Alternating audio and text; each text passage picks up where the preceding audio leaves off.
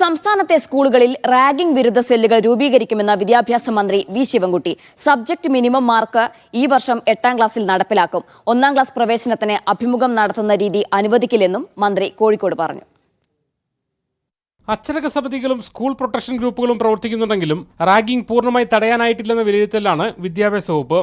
ഈ സാഹചര്യത്തിലാണ് റാഗിംഗ് വിരുദ്ധ സെല്ലുകൾ രൂപീകരിക്കാൻ തീരുമാനിച്ചത്.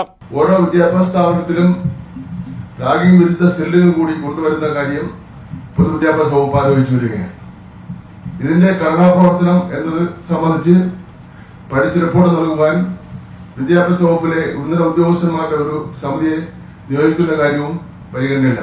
സബ്ജക്ട് മിനിമം നിബന്ധന ഈ വർഷം 8ാം ക്ലാസ്സിൽ നടപ്പാക്കും. മിനിമത്തിൽ കുറഞ്ഞ മാർക്ക് വാങ്ങുന്ന വിദ്യാർത്ഥിക്ക് ഒരു പരീക്ഷ കൂടി അനുവദിക്കും. സ്കൂൾ വിദ്യാഭ്യാസത്തിലെ ഗുണമേന്മ വർദ്ധിപ്പിക്കുന്നതിനുള്ള സമഗ്ര ഗുണമേന്മ പദ്ധതിയുടെ ഉദ്ഘാടനം ഈ മാസം 18 മുഖ്യമന്ത്രി നിർവഹിക്കും. 1ാം ക്ലാസ് പ്രവേശനത്തിലുള്ള പരീക്ഷകളെ അംഗീകരിക്കാനാവില്ലെന്നും വിദ്യാഭ്യാസ മന്ത്രി പറഞ്ഞു. 1ാം ക്ലാസ് കുട്ടികളെ തന്നെ ഇന്റർവ്യൂ നടത്തുകയാണ്. രക്ഷകർത്താവ് ഇന്റർവ്യൂ നടത്തുകയാണ്. ഇത് ഒരു തരത്തിലുള്ള ബാലപീഡനമായിട്ട് മാത്രമേ കാണുന്നതിൽ NOC ഇല്ലാതെ പ്രവർത്തിക്കുന്ന സ്കൂളുകൾക്ക് നോട്ടീസ് നൽകുമെന്നും വിദ്യാഭ്യാസ മന്ത്രി അറിയിച്ചു. മീഡിയ 1 കോഴിക്കോട്.